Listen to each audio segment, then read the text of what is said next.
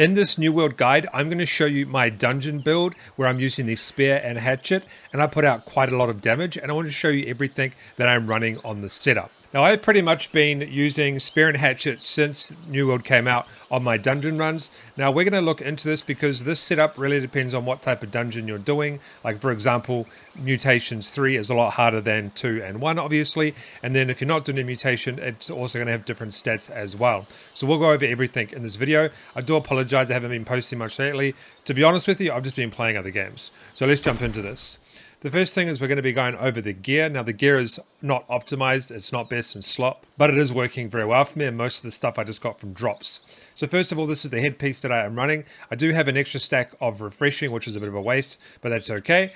I'm running freedom and enchanted ward and refreshing on this piece. It's a heavy headpiece, but I still have a light setup. I'm running the featherweight, which is refreshing, physical aversion, and health.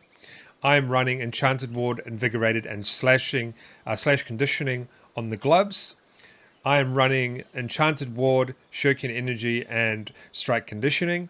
Now, this is actually not too bad, a lot of this stuff, to be honest. It's pretty close to what I would be running. For the footwear, I'm running a heavy set, and obviously the refreshing is grayed out because I'm 1 over, slash conditioning, and then also health as well. Now where this really shines is the hatchet. This is a 700 gear score. I do have 2 hatchets that I could run. I have the other one here as well, but we'll go over this one first. So this has got keen, enchanted, and keenly empowered. Now even though I do like this and I probably will run it for a long time and it's really good, and yeah, it's probably best in slot for me. For a real best in slot, I'll rather change this out, change keen for critical damage instead, because you do get a high crit chance with the hatchet instead. Now this is the other hatchet that I haven't actually run. I thought I did, but this is, hasn't been equipped yet, with refreshing torrent. So this could be very good if you don't have refreshing torrent on your gear, which I don't currently have. That's because I was using another hatchet before that had refreshing torrent on it. So I would run either one of these and change out keen for, I think it's vicious on the hatchet. The spear, I'm running keen. Now this is a name drop, by the way, so keen comes with it, I think, and then enfeebling skewer, and then keenly jagged. Never going to change this out apart from a higher gear score one, but this is the spear that I'm running. Because as you know, with spear and hatchet, the playstyle is you use the spear first to apply weaken and bleed and stuff like that, and then you use the hatchet. For the ring, this is a drop. This gives shirking cleanse, which after dodging an attack in a light equipped, you'll lose 1 debuff. Not really important in PvP dungeon, PvE dungeons, more for PvP. And we have refreshing and health as well. For the ring, I'm rocking leeching, slash damage, and hearty. This is good. I don't think I'll ever change it for this build. For the ring, I'm running, earring, I should say. I'm running refreshing toast, and regenerating.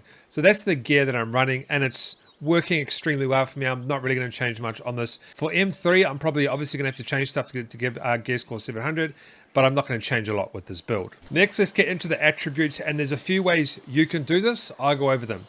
If you're running just a M1 normal dungeon, that's not a M anything, I would go something like 350 strength, and then pump the rest into dexterity.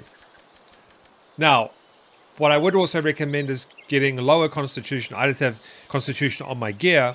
And if you're running a dungeon that's easy, like an M1 or the other one, I would run 350 strength, 200 dexterity, and then whatever constitution you have left. What I do usually is I will run something like 300 strength.